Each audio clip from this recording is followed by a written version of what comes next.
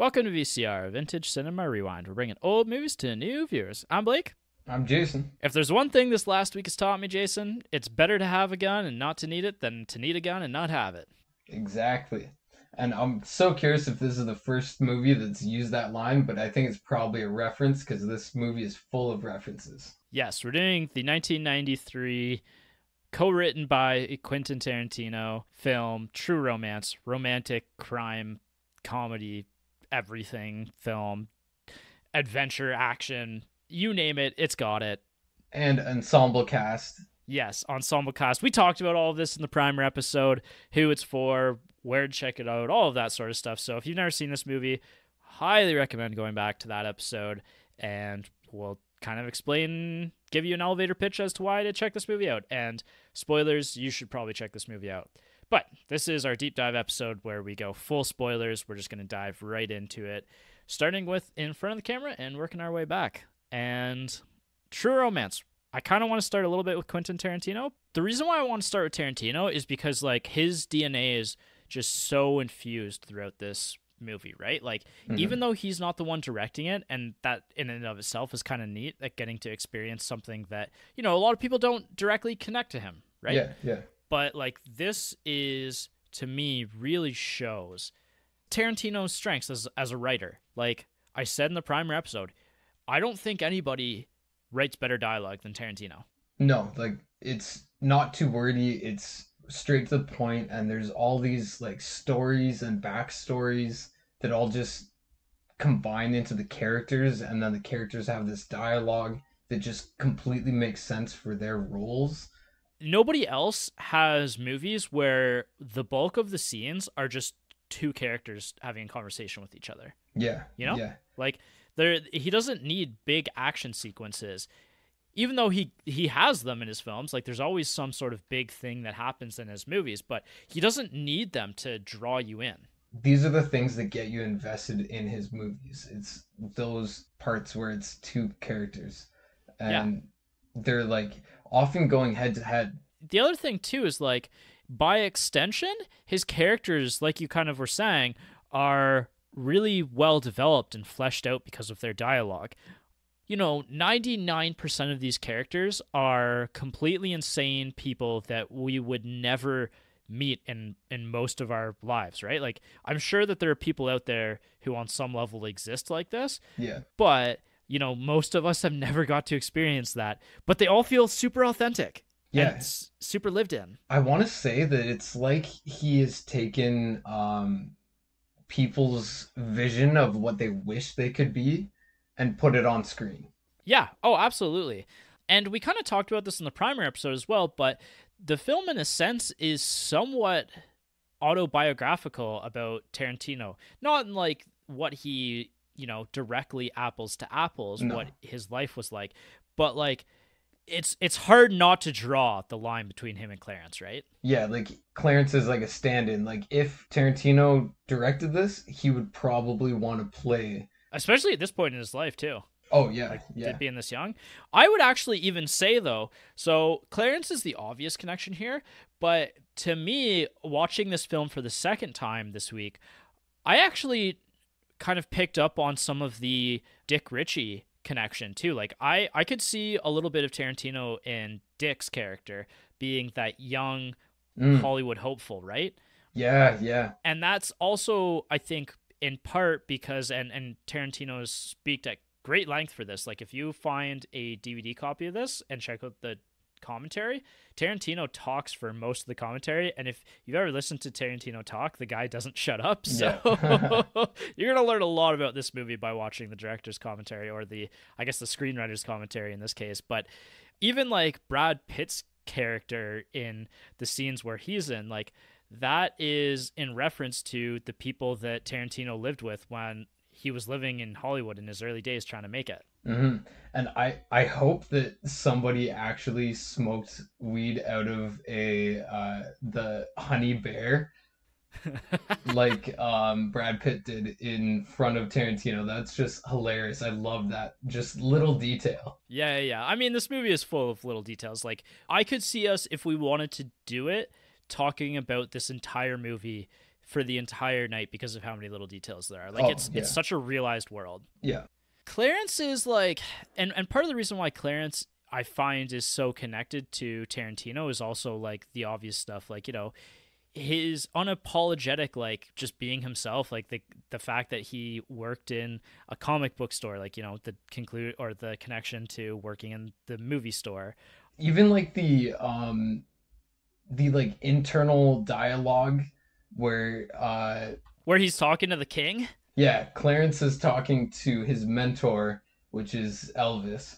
And Yeah. I feel like that must be what it's like when Tarantino's just like hanging out by himself or like in between doing something. He's like he probably has like this rich inner world that Yes. gives him like it's just he has so much creativity, it's like bubbling over. So when he's alone, like he has like someone there with him that he's talking to or something like that, not in a bad way, just in a pure creative way. Well, and even in that self-confidence in himself that like everything's going to be okay. You're Yeah. so cool, as the movie puts it, Yeah, right? yeah, yeah. Like, which is a great line. It is.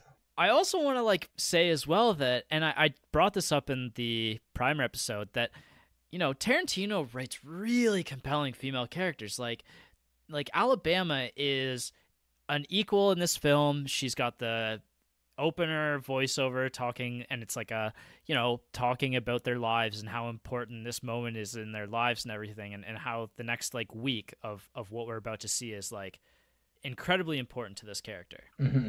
And she gets the final voiceover where they're reflecting on everything. It's her and him on the beach together with their kid in Mexico. I thought he was gonna die so bad. Like I thought he, Well, of course, we thought he was dead. we'll talk about that when we get to the Yeah, end point, yeah. because I have, yeah, I there's spoiled lots the of film spoilers. facts there. Yeah, true. But her character is like cutesy and conniving, kind of like you know she's like Mhm. if you didn't know her well, if you didn't see everything that we see, you would think she's just like this pretty ditzy like cute girl, but she has some balls. Well, and actually, even on that note, like, I think she's self-aware enough to recognize what people see her as and Yeah. use that right to her Yeah, advantage. exactly.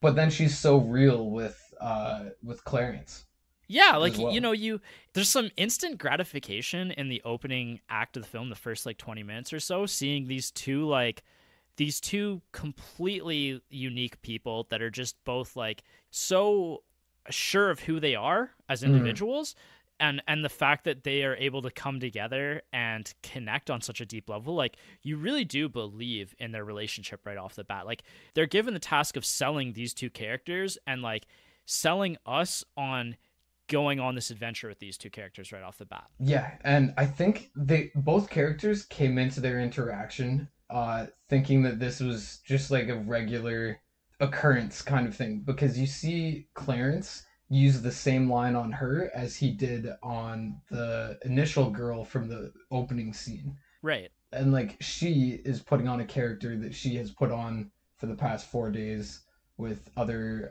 clients as a call girl, and but then they're both like shocked by the realness that they see in each other, and it's like they held up a mirror. Yeah, yeah, exactly. Like, it's two people that like all of their quirks and all of their like warts are just like on display for each other, and they're both like, "Oh, we got matching warts. Yeah, Neat." yeah. And it's like it's exciting in that sense, right? Like, I think that a lot of romance films portray romance in a very different type of way, and Hmm. in a way that's like it's a romanticized type of romance, whereas Yeah, this feels like the blossoming of a real like romantic relationship. Like, this feels like somehow we were afforded the opportunity to like just glance into the budding of like a real love story kind of thing, right? yeah. I didn't even think about that because this is like our Valentine's Day movie. This Yeah. is a true romance because if you think about it, like Tarantino was probably like, I'm gonna do the opposite of a regular romance where the two characters meet and then there's like this happens and they're not sure Mhm. and then they do Mhm. this and then it's too late and then they come back and they're like, oh, we're perfect for each other. No, these Yeah. two fresh out of the gate. it's pure romance. Like it's Yeah. exactly what they needed the world to provide them. And that's such a good thought process too, because it's like I've kind of two thoughts to that. Is like, first, you said in the primer episode, we don't get the tropes that Hollywood often gives us, or we get them in ways that are like heavily like manipulated and flipped on their heads. And in that case, like, the typical rom-com is like two people maybe aren't interested in each other, somehow find romance with each other in quirky ways. Something happens, some sort of miscommunication, it usually happens, and then there's like a breakup sequence, and then they eventually get back together. No, pure into each other right off the bat. Like, there's like the small like, oh, we might have a problem here, and like when she's like, well, actually I'm a call girl, but like I've completely fallen for you, he's just like, I don't care, like you're obviously the person for me in this world. Yeah, let's go get married tomorrow. Yeah, and then like, we get the steamy erotic romance right out of the way, like right out of the gates, like them together back at his place, right? Yeah, as soon as the first act ended, I was like, wow, like they got I wrote it down. I was like, wow, they really got the romance like settled and done right out the gate. Like, what's coming next? Right, yeah. And so like that just frames the entire movie completely different from 99% of any other romantic films that you'll watch. And in that scene where she's like coming clean and then they say I love you for the first time, I just saw this like little detail. The billboard in the background says, "Don't wait for the dust to settle." Oh, nice. Yeah. Which is really funny because the following scenes are like them getting married the next morning and getting matching tattoos together, right? Yeah. Part of it as well is just seeing these two people that don't have necessarily a whole lot going on in their lives for them other than the fact that they're very confident in themselves, and just finding that connection. You're just rooting for them right off the bat, right? And how honest they are as people, right? Like, when she's admitting who she really is and everything, like that's one of the most honest scenes and open scenes in cinema, I think. Like they're just so putting it all out there in a movie. Yeah, this could have been a 2-hour movie about her hiding her real thing and then him finding out and then being upset and then like all that bullshit. How we've seen all that, yeah. Yeah. And it flips it on its head. The next part of the movie is, I think, one of the more interesting parts of the movie to discuss, where after he finds out she's a call girl, he starts asking into like her past life and, was there this pimp running, like they talk about the pimp Drexel running her business. He kind of obsesses over that idea and then has that discussion with Elvis in the washroom about what it means to be in this relationship and whether or not like Drexel can exist in this world where these two live and are together, kind of thing. This is going to maybe be somewhat controversial, and because I think for me, I still somewhat struggle with this. I struggle with Clarence's response to go and kill Drexel, because up until this point, like, I personally felt really connected to Clarence, kind of thing, right?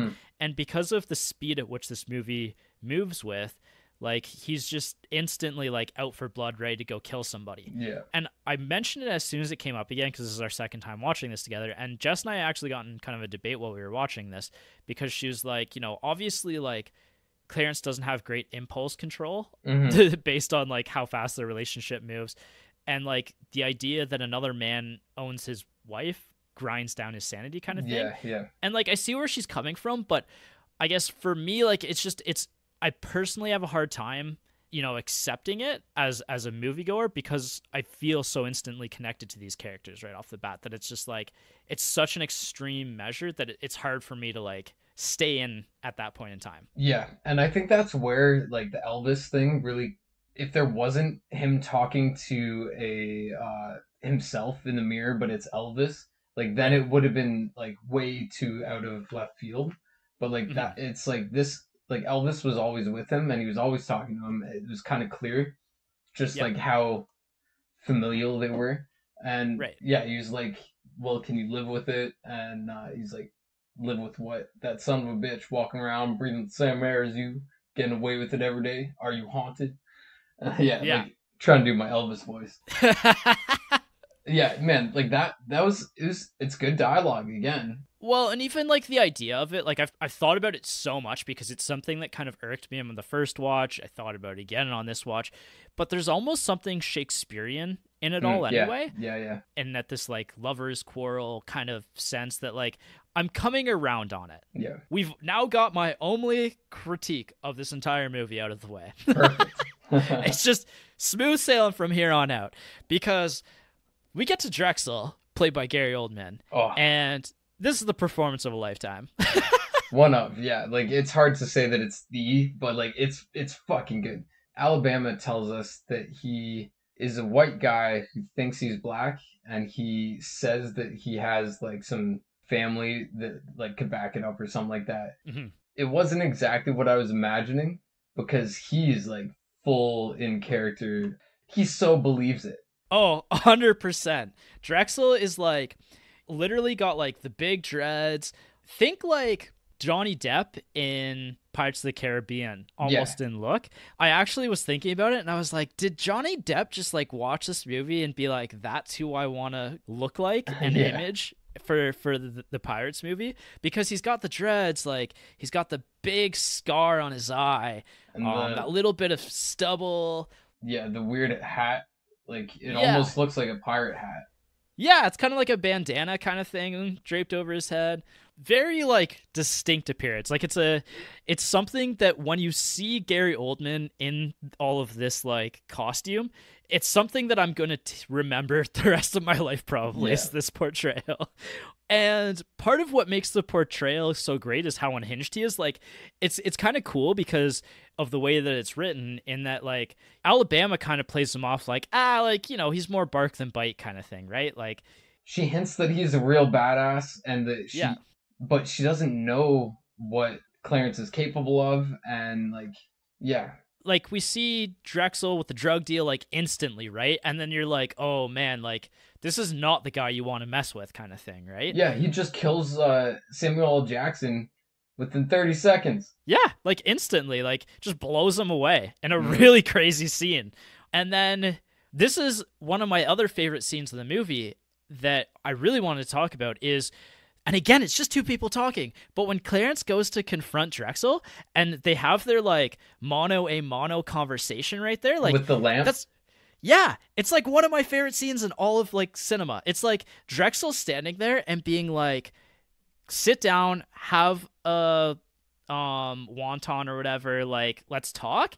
And he just stands up there, and then Drexel like stands there and breaks down exactly like who Clarence is as a person in this moment, and just like completely pulls him apart. I'm like, oh, it's basically explaining all of Westerns to the common person. Like it's basically explaining the dynamic of like somebody in that cool position of being in power and like being confronted by this hothead. I just it's so good. It's so good. Like he is so confident and so comfortable, and he's been there before. He's seen this many times, and he knows what to say to intimidate. He doesn't even have to say anything super intimidating. He just has to break down why Clarence should be intimidated, and why what he's showing. Like a lot of this movie is actually about like who's holding which cards.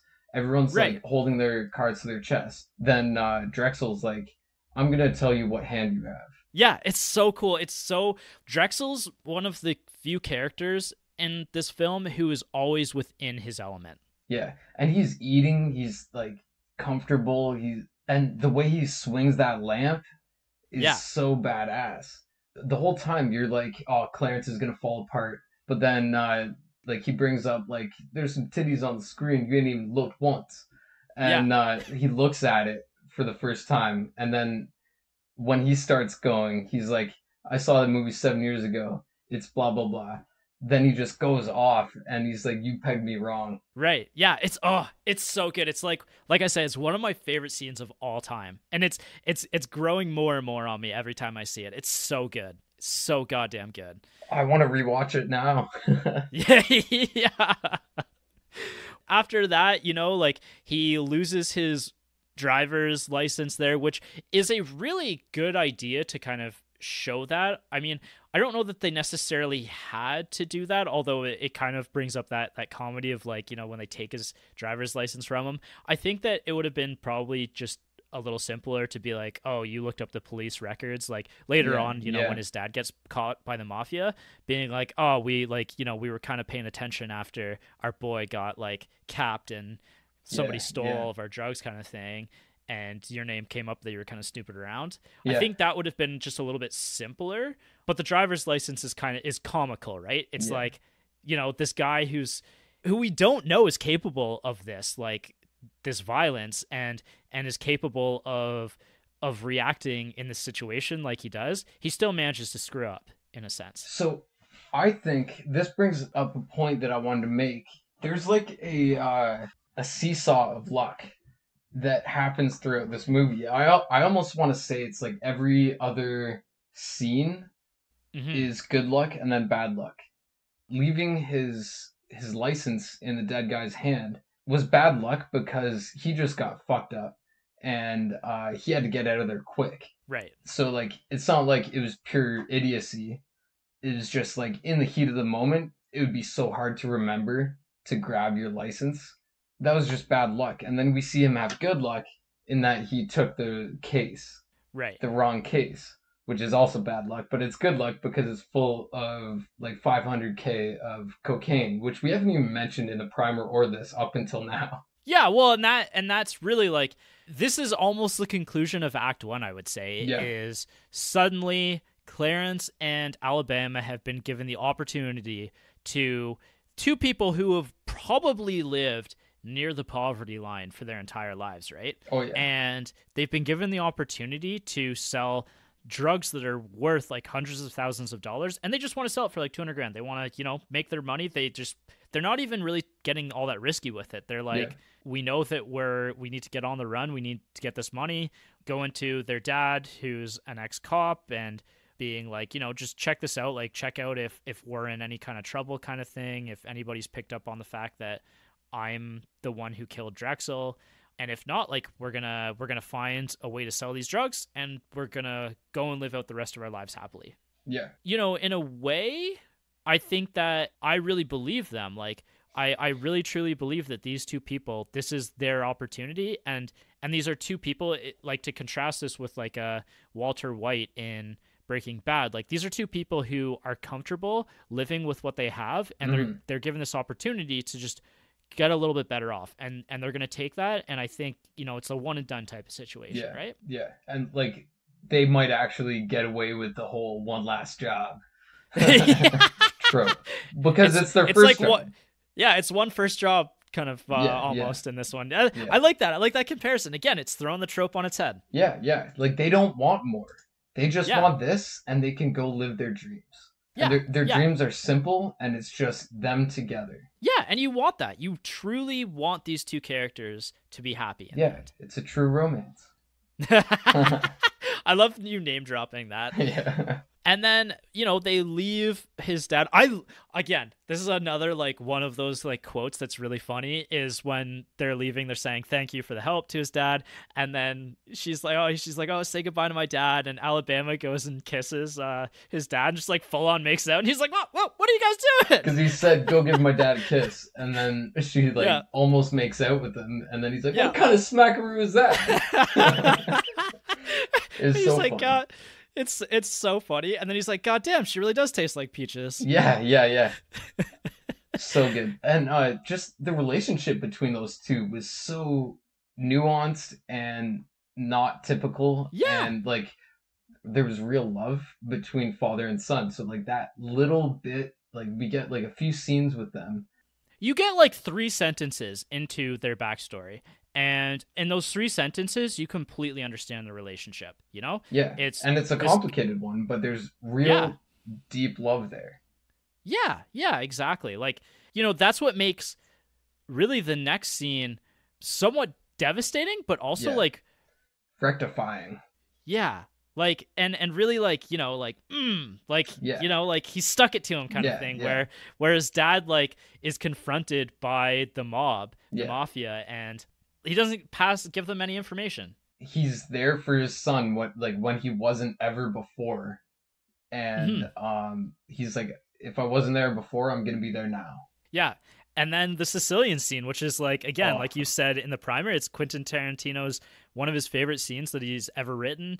Just loves it portrayed on screen. I did see that he had a minor complaint that the throwing back the line, well, you're a cantaloupe, wasn't super impressed by Walken using that, but it yeah, works in the scene. It works in the scene. yeah. I just like how he said it. Yeah. Even in that scene, like, like there are people like who are going to be uncomfortable with some of the language in that scene, but like it's such a great scene because, the mafia is always shown as these like tough guys, and like, there's a romanticism to the mafia in film ever since The Godfather, really, right? Mm, And to just like throw it back at them, to throw back this like, well, like you're no better than anyone else, like yeah, you guys claim to be like the purest of the pure, but like we're all just like, a bunch of mutts, like we're all just people, right? yeah, Like, like we're all just mixed with everybody else, like you're no better than anyone yeah. else, kind of thing. And it just counterbalanced Christopher Walken's characters. Like he came in and he's like, you know who I am, Mr. Yeah. Wally, and Yeah. he's like, I give Work up. Who for are you? Blue Lou. Yeah. He's like, I am the Antichrist. You got me in a vendetta kind of mood. You got me in a vendetta kind of mood. Oh man, Blake, you need to work on that. So he comes in and he's all like my dad was the best liar of all Sicilians, and I'm Sicilian. We never lie, and so we can tell 17 cues when someone else is lying. Yeah, and he's like, women have like more than that, but like, we don't need to get into that right now, kind Yeah, of thing. yeah. Like, And then he like picks apart why he thinks he's lying, and then like the dad just goes right into his story to say like it's all bullshit, man. yeah, yeah, like you're just like all the rest of us. And it's just such a big fuck you. It's yeah, it is the one of the most insulting scenes towards like these purest people that you could ever imagine, kind of Yeah, thing, right? yeah, And some people are going to get upset by the language, but like it's not about what they're calling them, it's about just shoving back this like we're better than everyone else in their yeah, face. yeah. It's like the intention is to say like you're not better than anybody. I don't necessarily think that Clifford is racist. Yeah, He just agreed. uses it because he knows that that's what's gonna say fuck you the biggest. Oh, absolutely. Absolutely agree. And then, like I said in the primer episode, the score in this scene using that Italian opera song, I had it up just a second ago, but it's like, it's that classic song. You've probably heard it in some like women's makeup ad on TV before. Like it's a song you've heard before.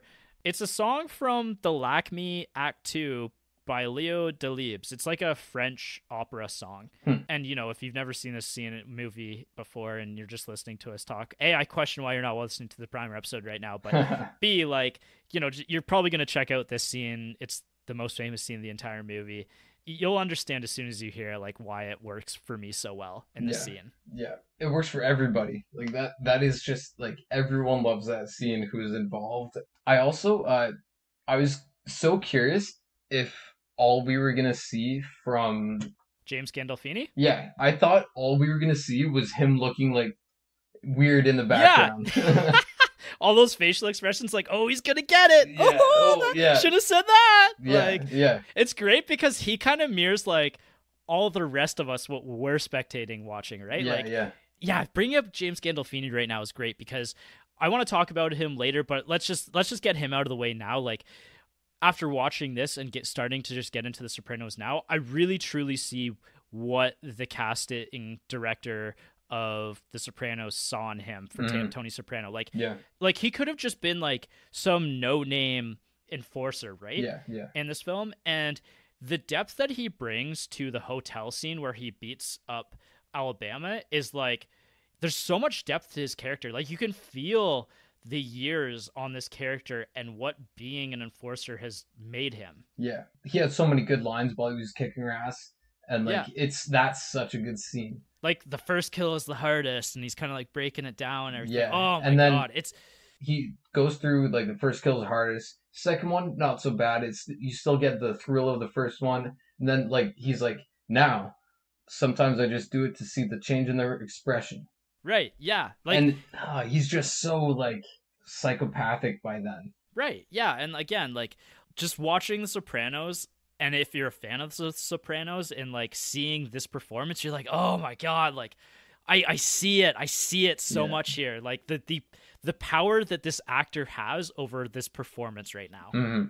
Like James Gandolfini was meant to be a Don in film. It's like the perfect role. Like, and this film just like is just the perfect gateway for that. Yeah, yeah. It was so cool to see that. Getting back to like some of the plot stuff, like I kind of want to mention the fact that like the whole setup to the drug deal and all of the introductions to all of these crazy characters, I really love this entire part of the movie. There's no weak part of the movie for me. No. Like even like scenes where it's just like, we're gonna set up this drug deal, which could be boring and could be kind of filler. It's just like every one of these characters, I'm just like holding on to everything that they have to say. Everything is so funny and like so catchy. Like, you know, when he sets this up with Dick, and like, you know, we get to see Dick like failing as an actor, basically. Like even that scene, like you didn't need that scene. You didn't need to see that Dick kind of sucks as an actor, but we got it and it was great. Yeah.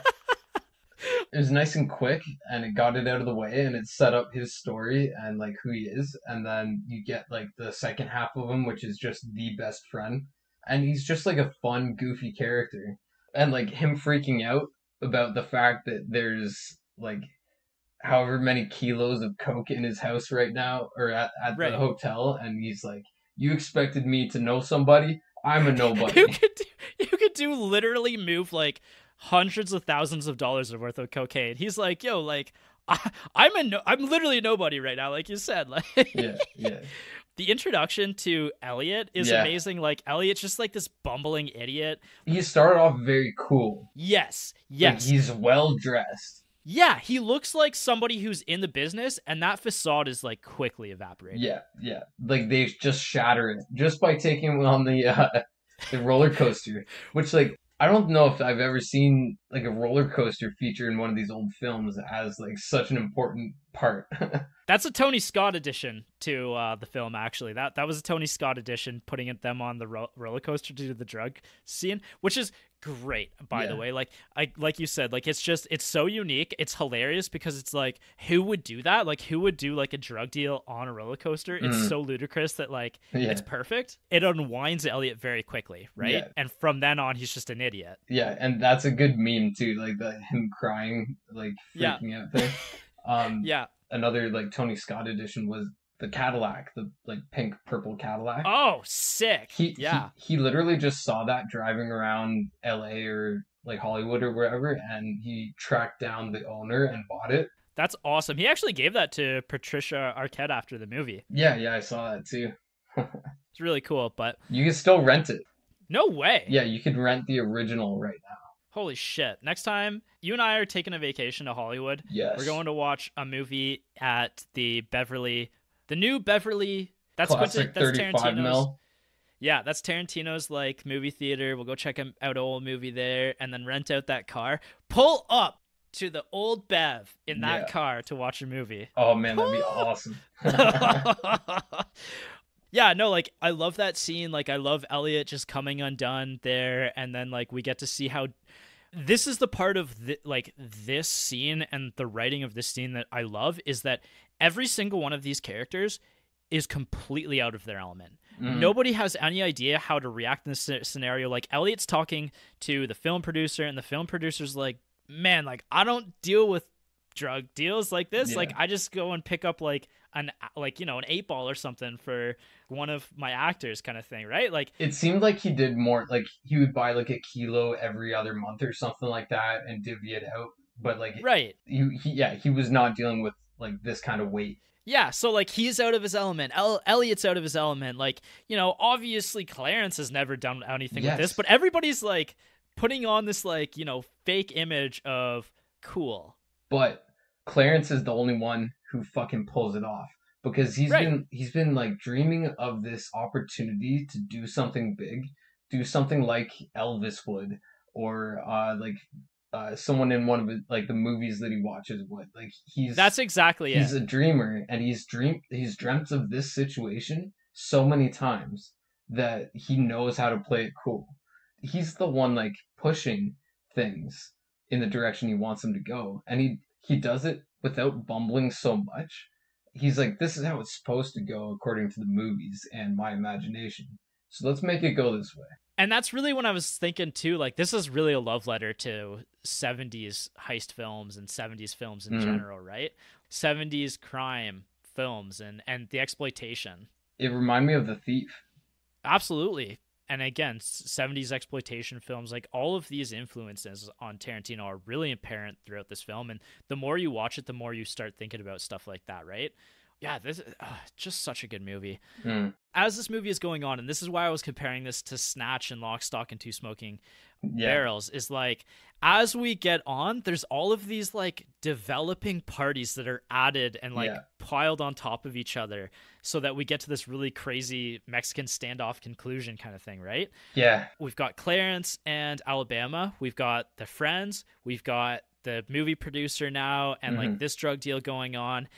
And then Elliot gets pulled over in like one of the funniest like pulled over scenes of all time. This is like one of the best scenes of like somebody being pulled over.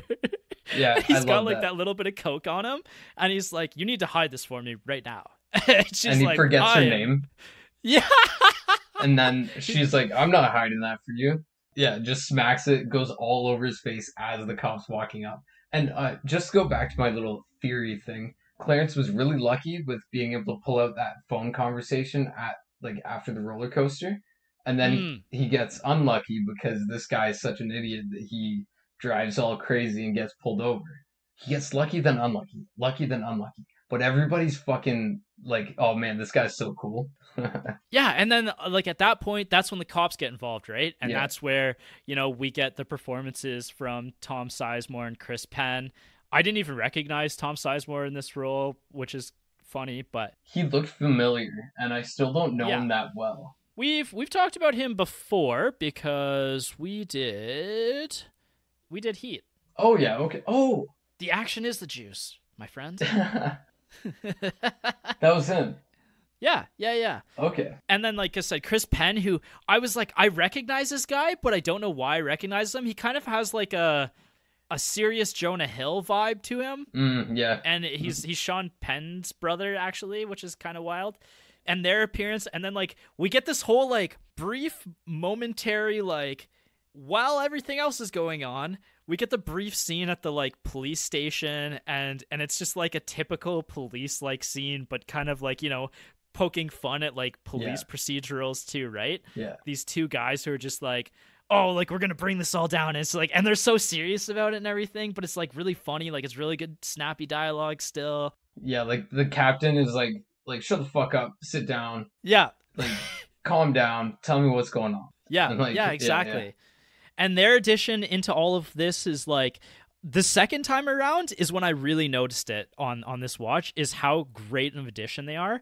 Because again, one of my other like small favorite movie scenes of this movie, like a clip that I could probably go back to and watch on any given day, is Clarence losing his shit on Elliot in the elevator. Oh my god, yes. Like he had this huge hunch and then just goes off on him. And he was right. But he didn't he didn't know to follow through, and the cop's reaction to it. He's just messing with you. He's just messes with you. And then there's one brief second where the one guy's like, oh my god, he's going to shoot him. Yeah. I love that scene. I think that's like one of the unsung, like funniest scenes of the entire movie. Yeah. And I didn't fully get this, but Clarence was like, Elliot, do I look like a beautiful blonde with big tits and an ass that tastes like French vanilla ice cream? Right. And Elliot's like, what? And then he just repeats it. He's just like, okay, then why are you telling me all this bullshit, huh? You want to fuck me? It's just... And you know what? Even you saying that, like, makes me think about, like, Pulp Fiction. Yeah. Where he's like, does Marcellus Wallace look like a bitch to you? Yeah, exactly. And just to go way back, when Drexel says motherfucker, Yeah. That reminded me of Samuel L. Jackson saying "motherfucker," Mm. just like in the context and like the It's like he scenario. picked it up after that, and that scene was like, ooh, Oh, I that think I did could work. work with that. Yeah.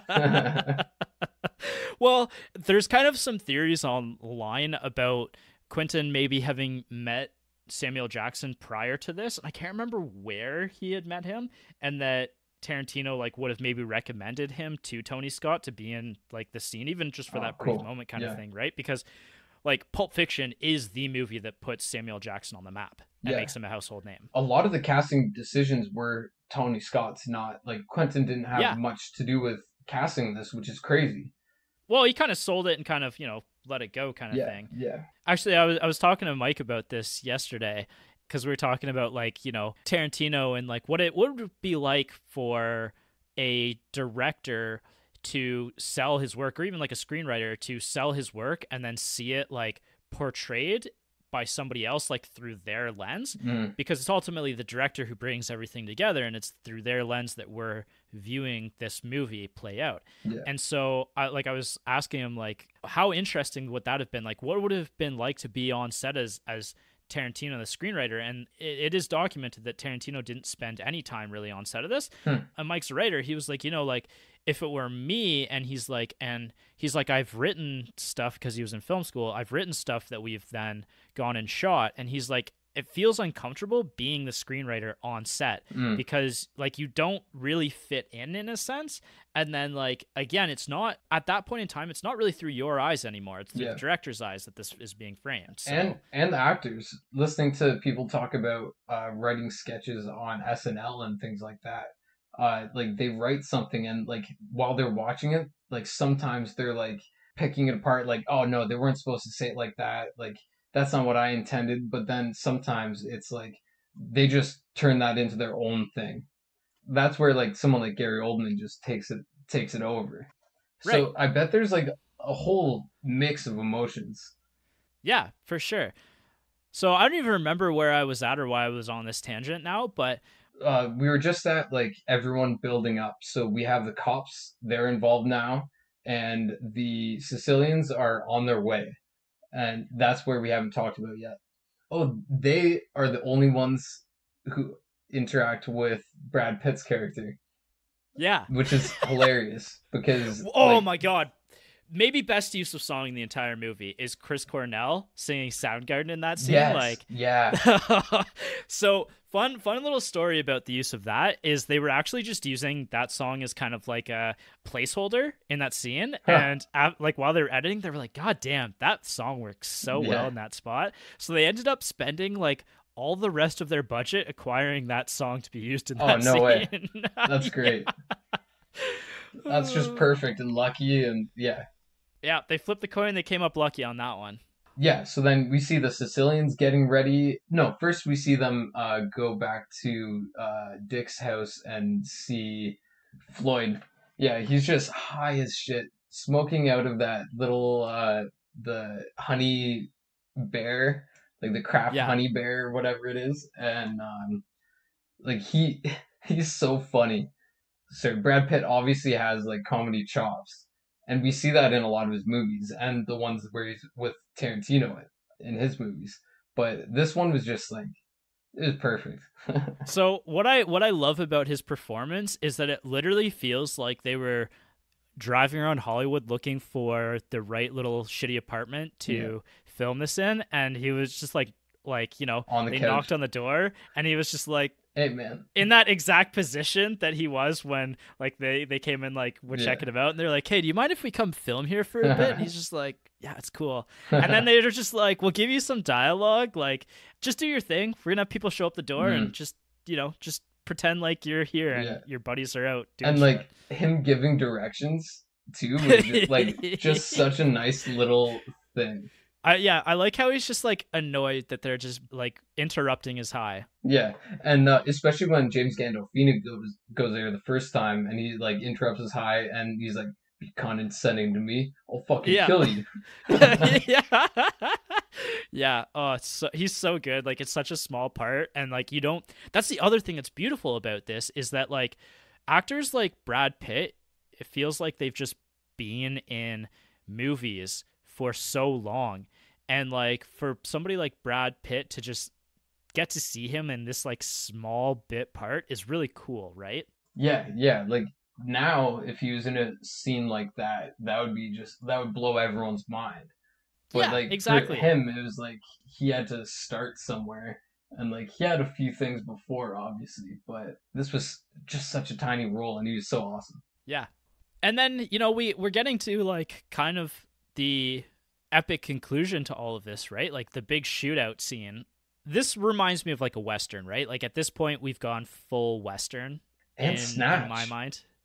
Yeah. It's Yeah. both Oh yeah. West. It's like a combination, but I see the Western. What do you mean? But like Lock, Stock, and Snatch come out after this movie. So that's Yeah, what I was saying about like Guy Ritchie. There's no way Guy Ritchie of didn't see this course. movie. And, think more about like how could I expand the last 30 minutes of this into like a really exciting stylized Yeah, movie. yeah. Guy Ritchie he's not in my top like 5 directors, but he's a director that I will always go and check out what he's putting out. Oh, Like 100%. big fan of Guy Ritchie.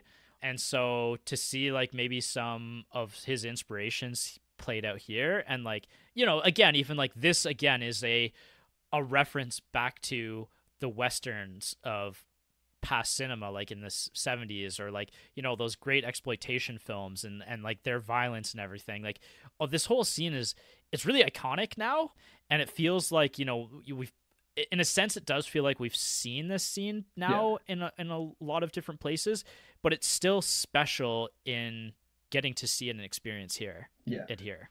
Like just to start off with that scene, like the helicopter on the projector as they came in, and there's like these big Yes. bodyguards, and they have the guns. Then they have that little interaction where he's like, "You don't have to pat me down. I've got a gun right here." Yeah, just again, like the level of confidence that Clarence has, and it grows over time. Just the way like he played that all out. Wow. And then you have Elliot itching his balls, trying to like hide his recorder, his mic. That might be like one of the tiniest best details in a movie ever is just a guy scratching his balls because they're sweaty and Yeah, he's got like a bunch of wires strapped to them. yeah, Like I felt that moment, yeah. like And then the I felt cops them freaking balls. out. Yeah. At that point, like it builds so much tension. Yeah, like the cops don't know what's happening now, and then it's like, oh my god, like maybe they're about to get involved in all of this, and we Mm, know that the mafia is like heading over to here. We see that like Lee Donowitz's bodyguards or his hired henchmen here, yeah. they're not really messing around, eh? Like No. they're pretty serious guys. Like Lee is like, kind of like schmoozy and like Yeah. laid back kind of guy and trying to be like the cool guy in this. But like these guys are like they're ready to shoot. Like Oh yeah. They have Clarence Uzis. even at this point. Yeah, Yeah. yeah. That, like I was not expecting those bodyguards to be there, and like it changed everything. It changes the dynamic of everything. Yeah, exactly. And then like you really believe like this is like one of my favorite another one of my favorite lines of the movies. They're holding up their guns like when the police walk in, there's a standoff, Mm, and Lee's like, "Yo, like these are cops. Like we're not messing. Like we're yeah, done. Like we've lost here." And like the one bodyguard's just like, "I fucking hate police." And yeah, he's just like holds up his gun and you're like, "Yeah, these guys were not messing around this whole time." yeah. And I love that line reading. yeah, Love it. that guy's Boris. Yeah. He's like, I haven't told you this to Lee, and then he's like, I fucking hate cops. It's just one of my favorite like small line readings in the Yeah, whole film. yeah. I was looking him up because I wasn't sure if he was like a WWE wrestler or anything like that, but he's just like a fight choreographer. Oh, He did Robin Hood Men in Tights. Boom! There's my Robin shit. Hood Men in Tights There you go. connection. That's hilarious. I loved how Clarence told him the same story that he told Elliot to get the meeting about the cop and like where the cocaine came from. Lee Right. pulls him out separate, and then he's like, "Tell me the real story." Hmm. He's like, "Why? Like, why did this cop trust you?" And he's like, "I bullshitted him." That sealed the deal for Lee, even Right. though it was like he admitted a truth to him. Like it was just so psychologically smart on Clarence's part. Like he knew what to do. He admitted a little lie so that he could get away with a bigger lie. Yeah, Lee just fell for it, and the whole time, the cops hearing like a bunch of this were like like, this guy's cool, man. Clarence is Yeah. fucking cool. Yeah, they're like growing more attached to Clarence as this goes on too, Yeah, right? yeah, yeah. I love the dynamic of all of this, how this all is playing out like Yeah, on screen, right? yeah. And Clarence had already gone to the washroom to talk to Elvis. Another Hmm. lucky part, coin flip on his part. Cops show up. There's that little standoff, and then Boris says his line, and then the Sicilians show up, and Yeah. then yeah, shit just again like it's like a second standoff. And then that's where Elliot's like, "Hey, I'm kind of done here. Like, I can go, right?" Yeah, and then Lee says his line that you love. I treated you like a son, and you stabbed me in the heart. Yeah, Fuck you, fuck you. And then and everybody starts shooting at that point, and that's how it starts. yeah, and it just goes off, and everyone's just getting pumped full of lead, feathers flying. You don't know who's gonna survive and like who's gonna win this out. And Clarence is still in the washroom. He has started to come out. Alabama's in the middle of all this, like she's sitting on the couch, like Yeah, yeah, yeah, and Dick is too. He runs away eventually when he gets it because he throws the bag of cocaine up in the air, yeah, and that gets shot because it like there's like a big gunfight. Then it's quiet. Everyone's kind of hiding. He throws yeah, the cocaine in there. Someone shoots it. They start shooting again. A few more guys drop, and then he yeah. runs. And then Alabama starts crawling because she just saw Clarence come out. Clarence gets shot in the eye, which I thought was kind of like connected to Drexel a little bit. It's like karma or something like that. I don't know. Oh, interesting. Yeah. It's the same eye that Drexel has blinded and the scar all over. Not that it's probably that connected, but anyways. You know, one little tiny detail about all of this scene, again, that I really like is the attention the movie takes to like the consequences to everybody in this scene. And like even like the one police officer who dies on the couch, like Yeah. I'm kind of taken aback and like that sucks. Like Yeah. like I really cared about this character who I don't even know his name. Like Yeah. in this, like His name the was minute that he's on. his name was Cody. Yeah, Because a minute after he dies, you hear Boris screaming out, "I need an ambulance!" yes. And then Chris Penn's character, yeah, walks over and he's like, Nicky Dimes. yeah, and Great name. Yeah, yeah, that is. Yeah, Boris is like, "Call me an ambulance. Somebody call me an ambulance." Nicky Dimes is like, "Shut up." Boris is like, "Fuck you, I'm bleeding." Nicky Dimes says, "I'll call you a hearse. This is for Cody." And then shoots Yeah, him. and you're like, we just met Cody like a minute ago, and Yeah. I'm like, yeah, like Yeah. vengeance. Yeah. And then Alabama finds a revolver and shoots him. Yeah, so that's where like those two are able to get away at this point because literally everybody else in this shootout has died. And then they just walk out. Yeah. It's a really exciting conclusion to all of this movie. It's like a cool build-up that we get to. There's some really brutal action sequences, like, you know, where Dennis Hopper bites a few bullets and then Alabama gets beaten up in the hotel room. Yeah. But this is like kind of the big epic conclusion scene, and it's worth like the journey to this point, right? Yeah, exactly. There's so many characters that kind of make an appearance in this scene, and you just are instantly like attached to all of them, and then they all die. Yeah. Yeah, right before the shootout, she writes, Alabama writes, "You're so cool" on a napkin and gives it to Clarence after the shootout's done. And she starts her monologue. She starts it with, like, there were 3 words that I just kept, like, that's all I can remember thinking after and during that whole shootout. And it's just, "You're so cool. You're so cool." Yeah, that was just so fucking nice. Yeah, for sure. Just a great movie all around. Like it's a really great end to the movie. Well, I wanted to quickly like share because I did watch. You can, if you just look on YouTube, the True Romance alternate ending. The scene is actually on YouTube. Oh, no way. It's not Tarantino's like originally written scene. In his original written scene, and this probably harkens back to what I was talking about, the Shakespeare stuff. In the original written screen, both Alabama and Clarence die in the shootout. Which should happen for, like, a Bonnie and Clyde epic.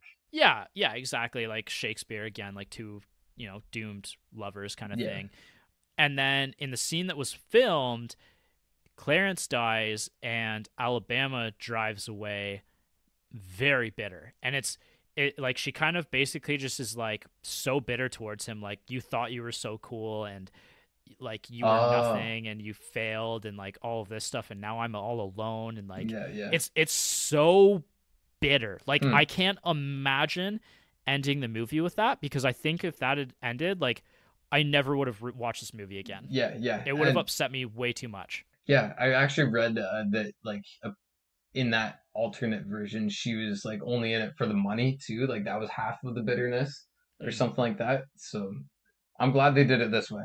Yeah, and for sure. And like this is the movie, like I said in the primer episode, that Tarantino wrote, that didn't direct, that he really liked. And the biggest change that happened in the making of this movie was the original screenplay was more to the style of Tarantino, where like the timeline is played with quite a bit. Like, you know, we get Yeah. future scenes, we get like that. And so Tony Scott made it a much more linear type of film. And then, like I said, he wanted both of them to die. But then watching it, Tarantino said, you know, like, I actually really like the ending of this. And Tony Scott was able to convince me that this was the right ending for this. And he's right, because of the way he shot this, the love that these two characters have, like that element of luck that is throughout this film, right? And Mm, these two people who have probably dealt with like being on the unlucky side of things for their whole lives, and yeah. then you know we get these moments of luck throughout the film to places at the end of this movie. It's so bitter to just like have Mm, these two characters that we've been rooting for the whole movie just die on yeah. us. Yeah. Just to go back to like an earlier point too, after Clarence kills Drexel and comes back to the apartment and eats his burger, and he's like, "This is the best burger I've had in my whole life." Another Yeah, like Pulp Fiction moment with the Royale cheese almost. yeah. Like the way she starts crying and he starts freaking out on her. That I was like, no. I'm glad like that kind of element was fun because she was like that was just so romantic and she's crying out of like love and like happy tears or something like that.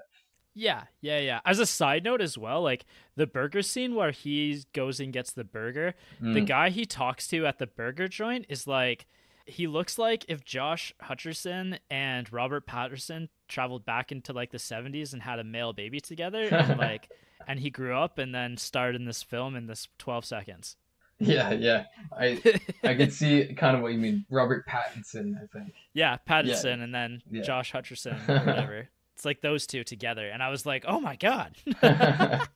You were into Time him? machine, yeah, time travel has been invented, and those two went back and made sweet, sweet love and had They this would. child. Anyways, we're Weird getting off shower the thought. timeline. Yeah. Yeah, weird shower thought that I had while watching this. But oh, okay. We didn't really go into just. I just want to say how badass Alabama was with. Yeah, staring down the gun against James Gandolfini's Yeah, character. yeah, and like his like depravity and like he's like, oh, you want to stab me? Like go for it. And then she gets his foot, and he's like Yeah, so shocked. I love that because like I don't know. I've kind of like done something similar where there was this big guy that I was boxing at a gym, and he's like hit me in the face, and I hit him in the stomach instead. It just threw him off completely and like showed how much heart she had. And he even mentioned that he loved that she was so cool. yeah. Well, and that's again goes back to like my admiration for Tarantino being able to write strong female characters. Is Yeah, like, yeah. you know, she's somebody who can fend for herself. Like in the Oh end, yeah, she saves herself. Like it's not like he comes in and like, you know, saves the day. yeah. She already won, like at And this point in time. and so brutally, like after like It's a very brutal yeah, scene. And they like and that's yeah. they fought all over, and then she empties the shotgun into him, and then that's not enough for her, so she just starts hitting him with it. And oh man, I love that. It's hard to watch because like, you know, you don't want to see necessarily your female characters get like abused like that, but on the flip Mm, side, like we're used to in film seeing our hero take these kind of beatings. It's just usually the reality of the brutality of it doesn't get portrayed on screen. Like our yeah. characters are able to walk away, Mm, but like even though she succeeds, you do feel the brutality in that, and that's what makes it so hard to watch, right? yeah, yeah, Is yeah. it feels real. It feels so real. It was so cool, and she was just so resourceful. Like she's been resourceful her whole life, and it like culminated in that scene. And like she pulled out everything. She she put some like soap in her hand or something and smeared it in his eyes, and then she lit him on fire with the hairspray, and like, man, yeah, just so cool. Yeah. To wrap up with like our in front of the screen, I do want to ask you, like, who's your favorite film appearance in this movie? Like, who is the favorite, like, oh my god, I can't believe this guy's in here, and then like, oh my god, this performance is incredible. The obvious one is just Drexel and Gary Oldman, but I also just anytime I see, especially in older movies, Christopher Walken, like that was so good. Like, and like I loved his line. He's like, I haven't killed anyone since 1994, and he's like, Yeah. he's pissed that this guy made him kill him.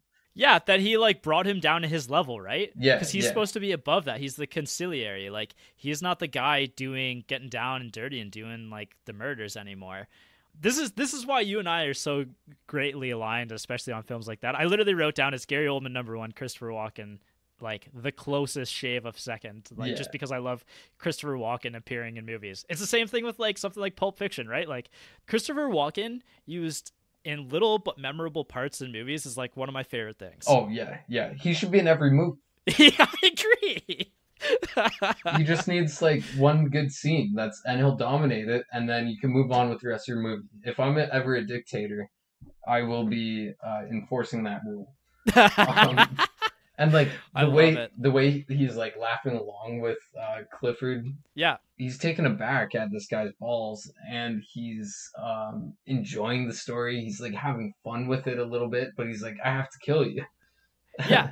And then he's pissed about it. It's like the Princess Bride scene where he's like, "Oh, you seem like a good guy. Like, I hate to kill you." And he's like, "You seem like a good guy. I hate to die." It's kind of like that, you know? Like, there's that mutual respect that these two have for each other, even though like they hate each other at the same time, right? Like, and there's like such a clear power imbalance, but Clifford evens the playing field, and it's like if the roles were reversed, that's exactly what Christopher Walken's character would do as well.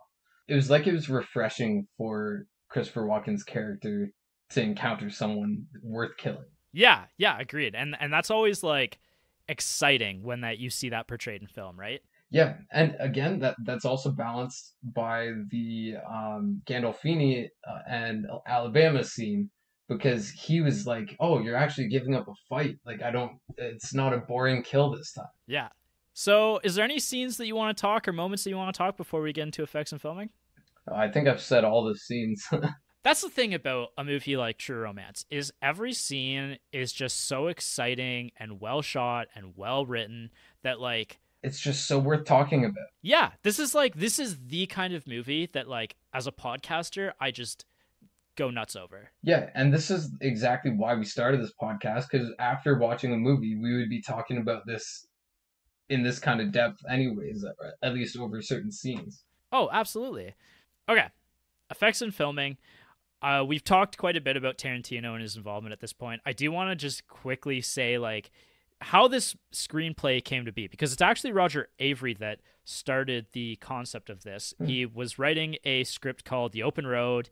The original plot was about an odd couple relationship between an uptight businessman and an out-of-control hitchhiker who traveled into a hellish Midwestern town together. He kind of got writer's block and was like, Quentin, can you like give this a once-over? And so after a few weeks, Tarantino came back and gave him a 500 handwritten page screenplay that Avery called the Bible of pop culture. Oh shit. So yeah, so Roger then like typed that all up, edited it, and then they kind of made like some extra ideas and everything, developed it more. Eventually they were like, there's no way that we could sell this. Like, this is insane. Like, this is huge. Like, this is a mini series worth of stuff anyway. So what they ended up doing was they ended up actually splitting this screenplay up with a film called Natural Born Killers. No, okay. So the original screenplay was Natural Born Killers script up until the prison riot. Right. And then after they escape, Mickey and Mallory decide to go after the screenwriter who is basically writing their story for a film. Yes. And then in Quentin Tarantino fashion, there's like half of the movie is about the film that he is making kind of thing. Yeah. And so it's this film. So they were like, okay, well, this is too much. Let's split this into 2 movies. And then Natural Born Killers, obviously significantly rewrote by Roger Stone. Not really a whole lot of Tarantino, like, hands on that one anymore. This is the movie that I would say to check out. Like, True Romance is the movie to see of like early days Tarantino and Tarantino ideas. Definitely. And just the fact that they had to split this, just like they split Reservoir Dogs and Pulp Fiction, is so cool because that's such a classic Tarantino thing. Just the level of creativity that he has to pull all of these, like, he created a universe and there's a lot of people who live in it and there's like 10 movies that are a part of it. Oh, in Reservoir Dogs, Alabama is mentioned. Yes, because originally in the Tarantino revision where Alabama was going to live, if you watch the bitter ending that I watch, she lives and is going to go on and commit her own crime. She basically pulls like a Kissing Kate Barlow and like bitter lover crime shenanigans. And so she is supposed to meet up with, I can't remember which character, maybe Mr. White's character. It was Mr. White. Yeah, and then he references her in there because if this film had stayed true to the vision, the revised vision, then there would have been that connection there. Although there is other connections to his other films in that, so Lee Donowitz, the producer, is the grandson of the Bear Jew in Inglourious Basterds. Donowitz. Oh, yeah. No way. Yeah. I didn't see that one. But I, like, as soon as you said that, I was like, Donowitz. Donnie Donowitz. Yeah. Yep. Oh, man, that's unreal. I love the Bear Jew. I love that Tarantino just puts in that little extra, like, flavor to just, like, add those little connections into this universe. Yeah. Like, it's a Stephen King type of move that just, like, it just adds, like, a little bit of flavor to the text that is being adapted here. Yeah. The Tony Scott convincing Gary Oldman to hop in and become Drexel. So when they met, like, he'd already given Gary Oldman the script, and Gary Oldman was like, I haven't had time to read this, sorry, man. And he was like, just give me an idea of what I'd be playing here so that I can make a decision. Tony Scott just said, you're playing a white guy who thinks he's black and you're a killer pimp. And Gary Oldman was like, he literally laughed and was like, all right, I'm in. Oh man, that's perfect. Yeah, like that. He literally accepted on the spot. I love that really kind of thing. That's the kind of thing that, like, there's a nostalgia to just that kind of fact. Yeah, those kind of like handshake deals kind of thing that work out, you know? That's all you had to say. Yeah. Brad Pitt's character, Floyd, is based on Tarantino's experiences in Hollywood living with deadbeat roommates. Yeah. I like that little taste there. This is one of my favorite things about Gary Oldman's performance, actually.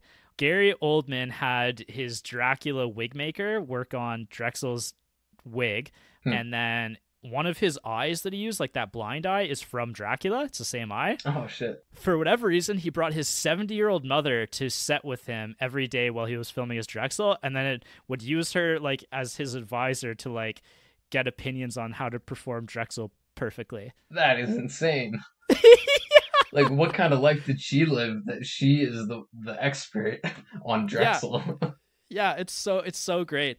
The other thing about how Gary Oldman found his Drexel was he was in New York and he heard a kid talking outside his trailer one day and was like, can you come here and read the script for me, read this dialogue? And he was like, what do you think this dialogue?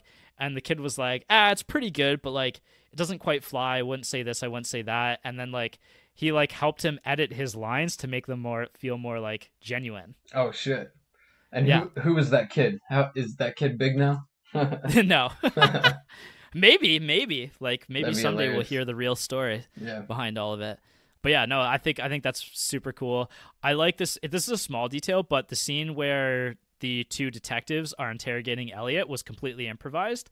That kind of harkens back to when Mike and I were doing our Dog Day Afternoon episode, and like any interrogation scene, any scene where like these characters don't know what they're going to do was improvised in that movie. And so I think it's a little bit of a callback to that. And like, I like when directors put their actors in these situations of like, you don't really know what the other guy's going to do, so let's play it out like you actually don't know what the other guy's going to do and say. Oh, unreal. It took 5 days to shoot the motel room fight Oh wow. between Alabama and James Gandolfini, which is wild because like that's a traumatic scene to like play over for 5 days.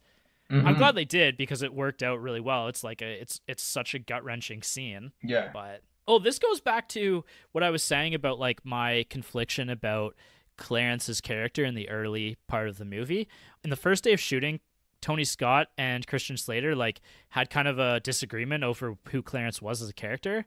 Tony Scott actually gave Christian Slater a copy of Taxi Driver and told him to watch it to like get some inspiration there. So like some of that unhinged is actually truly built into the character. Yeah, yeah, yeah.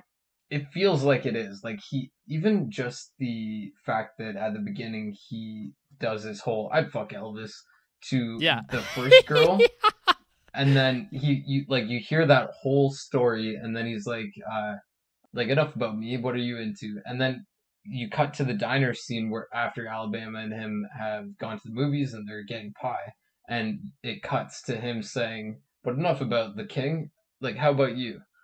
It's Right. like that is something that someone who's unhinged would like find a thing that is quirky enough to find an interesting girl, and it's repeatable for him. There's this obsessiveness that he has with Yeah, Elvis, right? That yeah, like somebody unhinged like Robert De Niro's character in Taxi Driver would also share, right? yeah, yeah, yeah. The other part of this that maybe is kind of interesting is it's a little bit something that I think Tarantino's maybe come back to before is that the idea of characters that feel real and realize that feel like real people that become capable of like this crazy violence.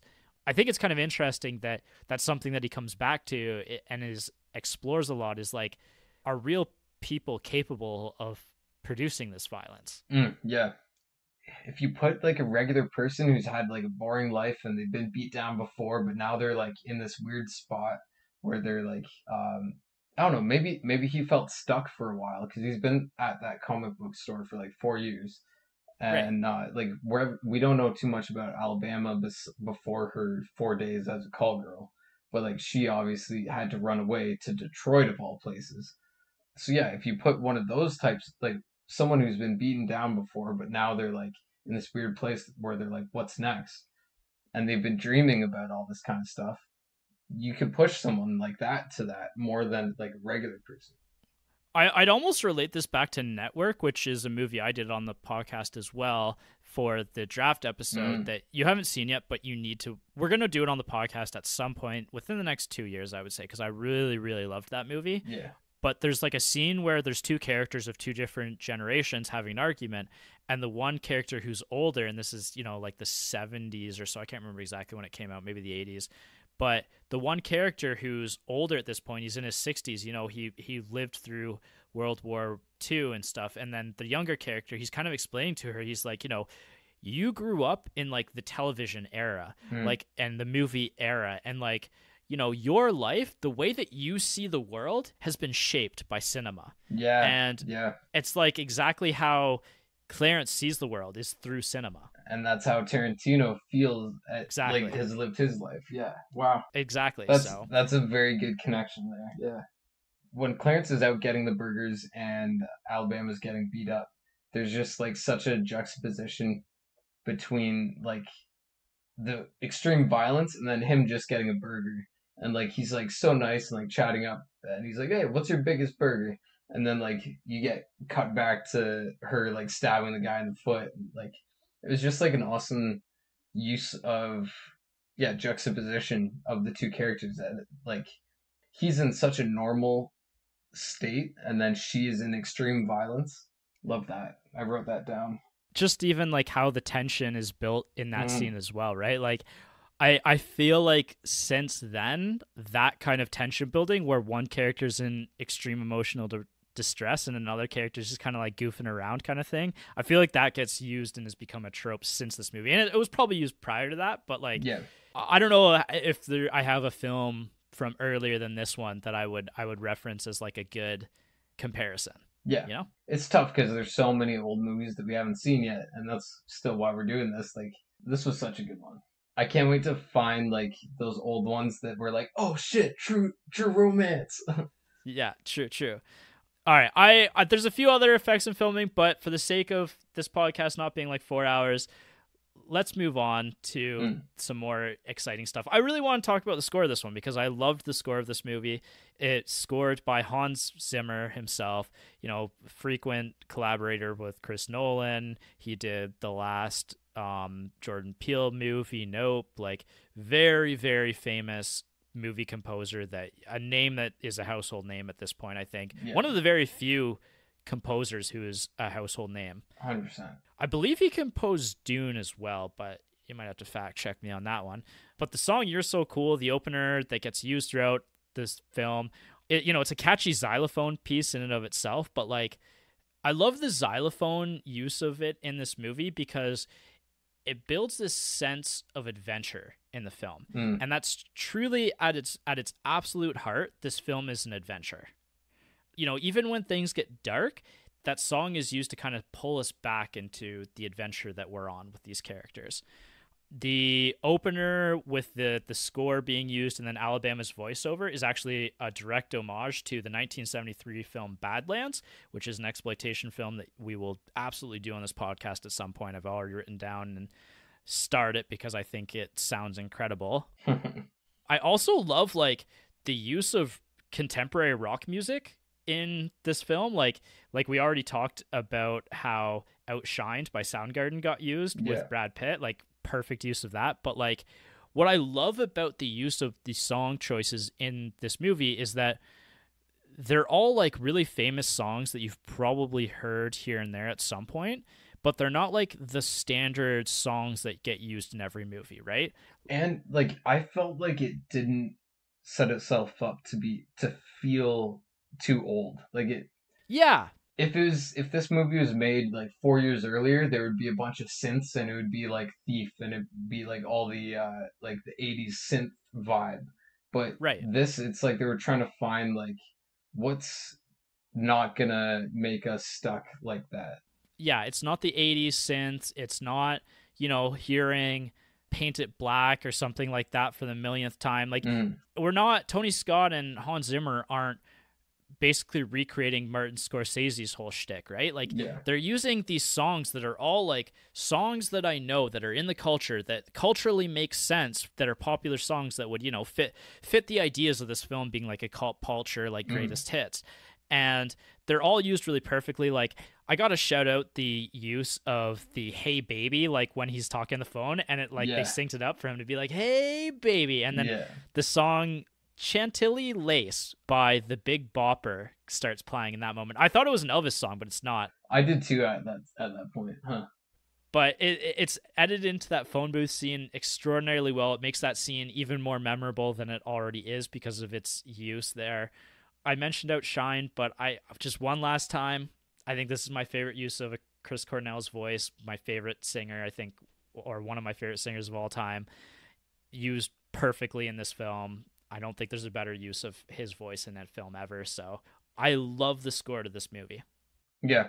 They used White Wedding during their wedding, which was pretty awesome. Like that's one of the best times I've seen that used. Yeah, for sure.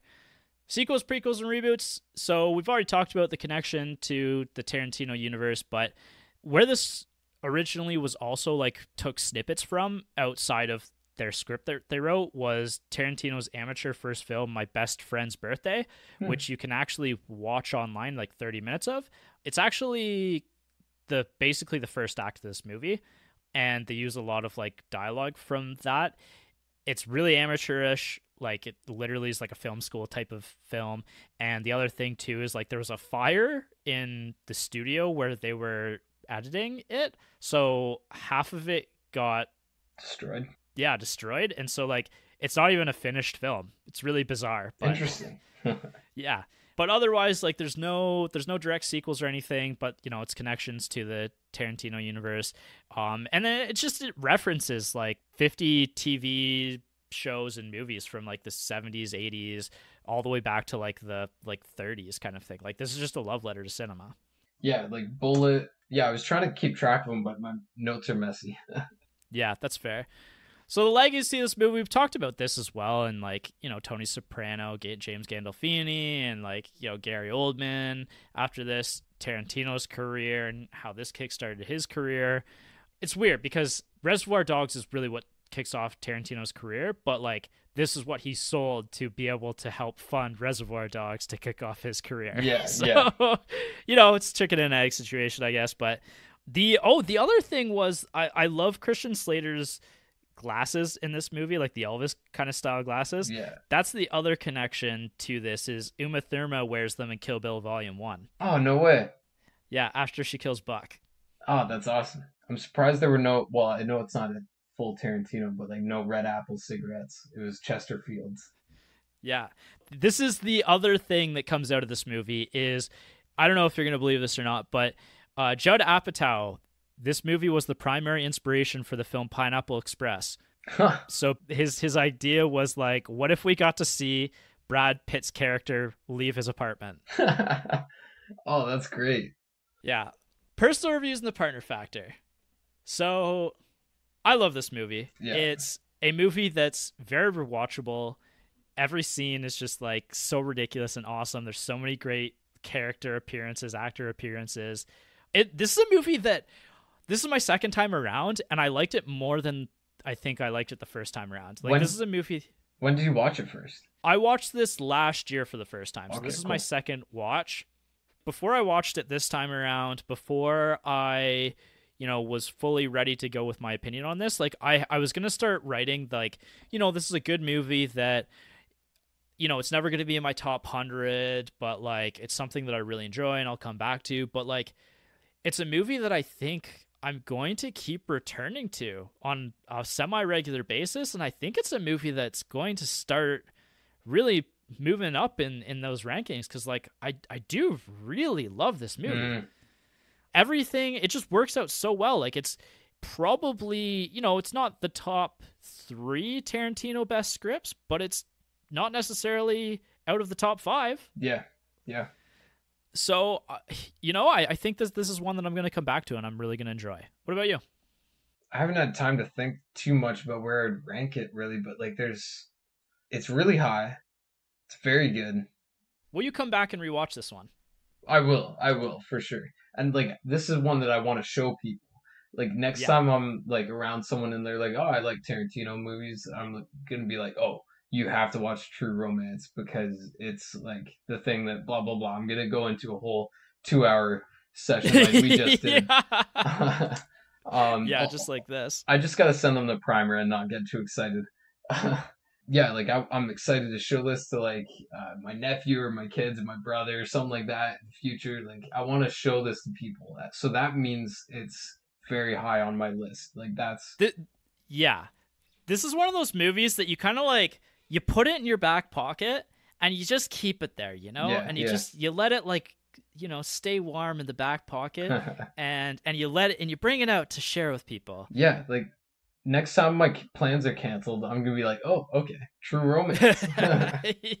Yeah, this is a classic. Like it's one of those special movies where, and obviously at this point, like it's got such a cult following, and like because Tarantino's name's attached to it, it has like a little bit of that credibility to it. But if it wasn't connected to somebody whose name is as big as Tarantino's, like this would feel even more like one of those diamonds in the rough kind of situation where you just like.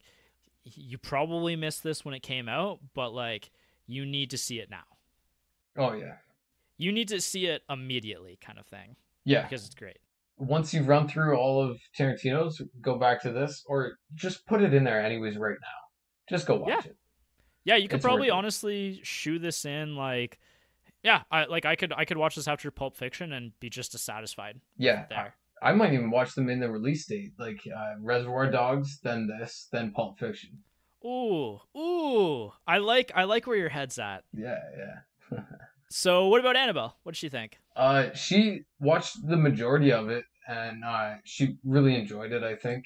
Well, she watched the second half, so I had to like catch her up to speed a little bit. But she got into it, which is kind of rare for old movies because usually she's like, "Oh, it's another old movie." And but like this one, like the pacing and everything was like on point for her. Yeah. Yep. She liked it. Awesome. Yeah.